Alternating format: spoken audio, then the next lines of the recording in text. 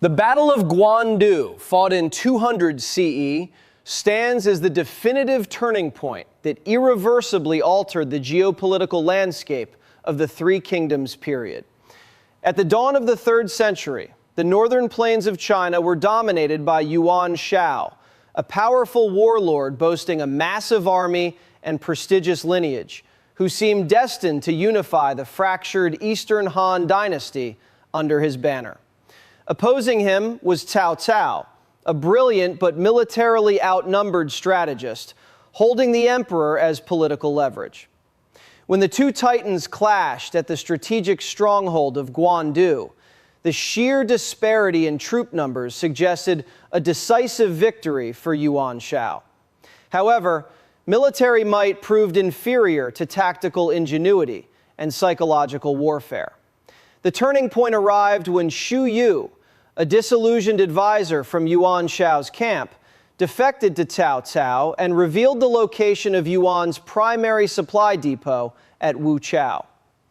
Seizing this critical intelligence, Cao Cao personally led a daring, high-stakes night raid to torch the granaries, destroying Yuan Shao's food supplies and shattering the morale of his massive army. The resulting chaos provoked mass defections and a catastrophic collapse of Yuan Shao's forces, forcing him to flee north with only a fraction of his men. This stunning upset did not merely mark the defeat of a rival, it fundamentally dismantled the northern hegemony, leading to the eventual eradication of the Yuan clan and allowing Cao Cao to solidify his absolute control over the Yellow River Valley. By establishing the foundational power base for what would become the state of Tao Wei, the Battle of Guandu permanently crushed the prospect of a swift imperial reunification, giving rise to the fragmented, tripartite balance of power that defined the legendary Three Kingdoms era. Following this monumental triumph, the immediate aftermath of Guandu saw Cao Cao ruthlessly capitalizing on his enemy's vulnerability to reshape the map of ancient China. Yuan Shao, broken in spirit and stripped of his military prestige, passed away just 2 years later, leaving behind a fractured legacy that sparked a bitter succession feud among his sons. Exploiting these internal divisions with characteristic precision, Cao Cao launched a series of relentless campaigns over the next few years, systematically absorbing Yuan's former territories of Ji, Qing, You, and Bing provinces. By 207 CE, after chasing the remnants of the Yuan clan into the northern frontiers and defeating the Wuhuan tribes at the Battle of White Wolf Mountain, Cao Cao had completely unified the vast and populous northern heartland under his iron fist. This total dominance in the north transformed him into the undisputed master of the imperial court, elevating him to the position of chancellor and setting the stage for his grand ambition to march south and reunite the entire empire. However, the dramatic shift in power at Guandu also sent shockwaves across the rest of the fractured realm, serving as a stark wake-up call to other regional warlords. Figures like Liu Bei and Sun Quan realized that no single faction could survive alone against the burgeoning colossus of the north, inadvertently sowing the seeds for future grand alliances. Thus, while Guandu eliminated one titan, it directly catalyzed the fierce geopolitical resistance that would later culminate at the Red Cliffs, ensuring that the road to supremacy would be written in decades of tripartite warfare. This unified northern powerhouse, now fueled by the vast resources and population of the former Yuan territories, allowed Cao Cao to forge the economic and military backbone of the future state of Tao Wei. With the north firmly secured, the focus of the entire realm shifted dramatically toward the Yangtze River Basin, where the remaining independent warlords were forced to adapt or perish in the shadow of this new superpower.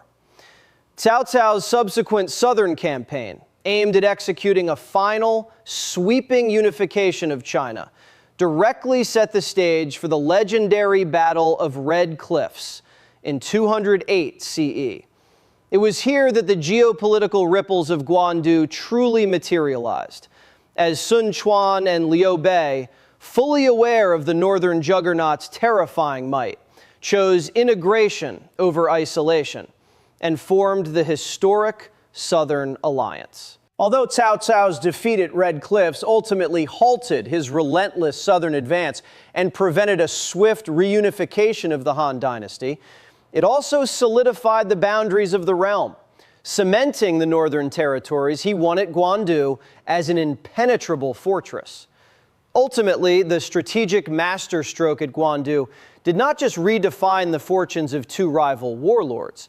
It drew the permanent geographic borders that would govern Chinese history for nearly a century, locking the land into the enduring, tragic, and romanticized stalemate of the three kingdoms. The legacy of Guandu, therefore, extends far beyond the immediate battlefield tactics, embedding itself deeply into the cultural and historical fabric of East Asia.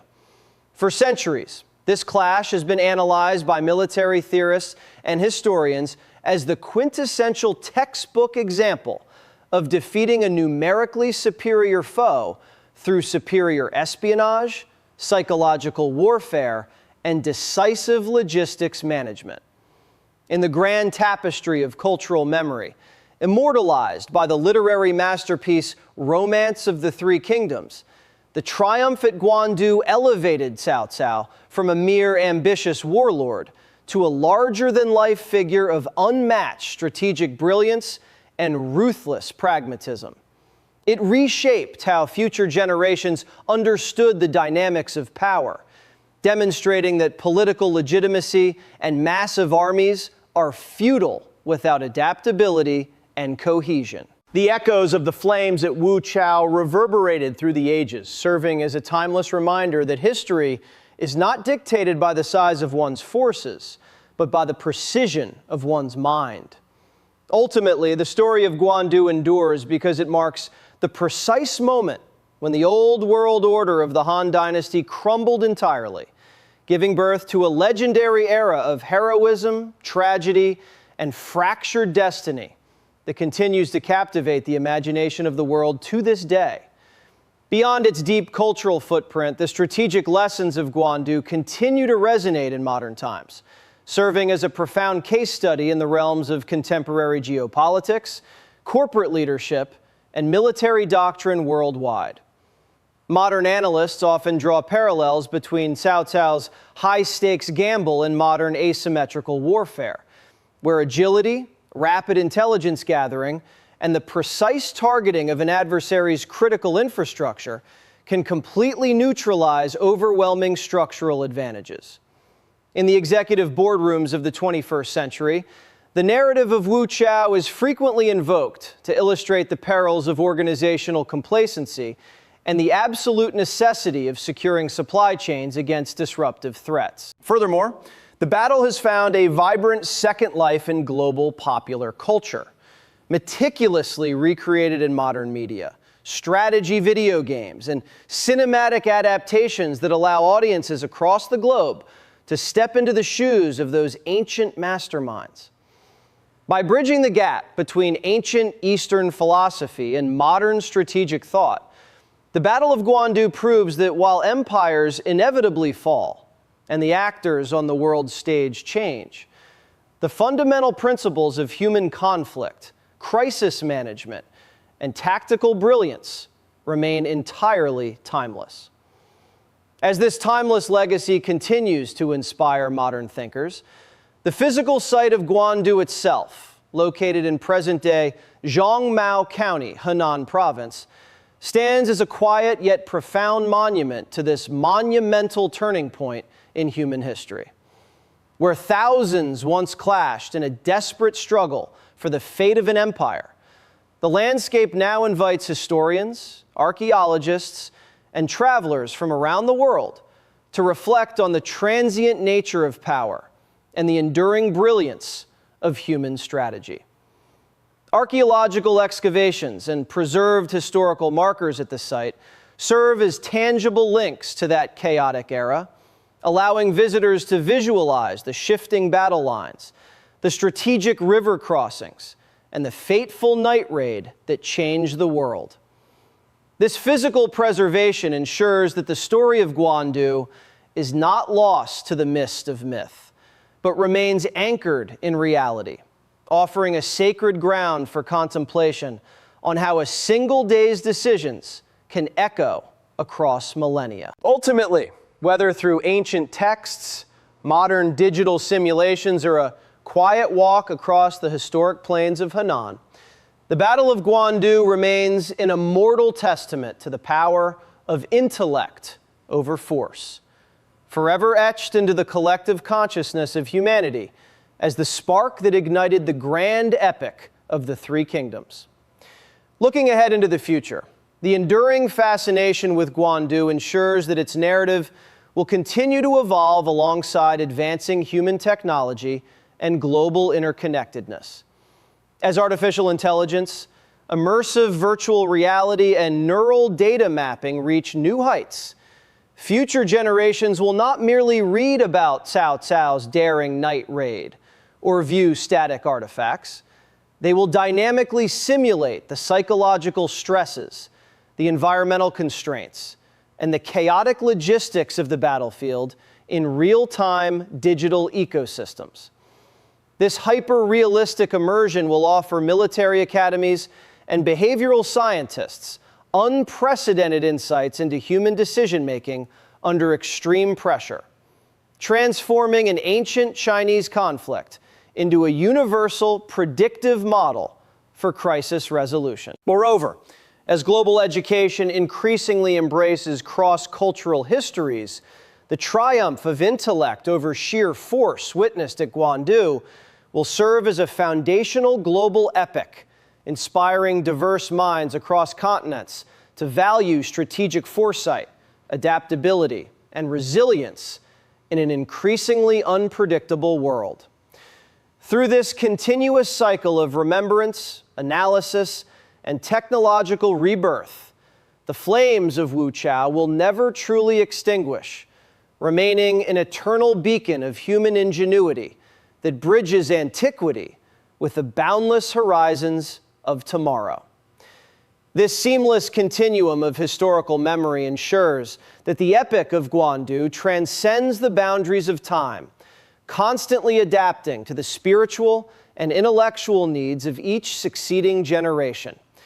It stands as a powerful reminder that history is not a static collection of dead dates, but a living, breathing entity that continues to shape our understanding of leadership, human ambition, and the unpredictable nature of destiny. As humanity ventures further into an era defined by rapid technological shifts and complex global challenges, the core truth demonstrated on those ancient plains remains more relevant than ever: that true power resides not in the vastness of one's material accumulation, but in the clarity, agility, and courage of the human mind. The story of Guandu ultimately ceases to be just a Chinese tale or a military chronicle. It becomes a universal parable for the human condition, an eternal testament to how a single moment of brilliant conviction can shatter the overwhelming weight of probability and forge an entirely new path into the future. In this light, the enduring legacy of Guandu serves as an ultimate philosophical anchor, illustrating that the grandest shifts in history are often born from the crucible of absolute vulnerability. It teaches us that when pushed to the precipice of defeat, the limitations of tradition can be shattered to give rise to unprecedented innovation and transformative leadership.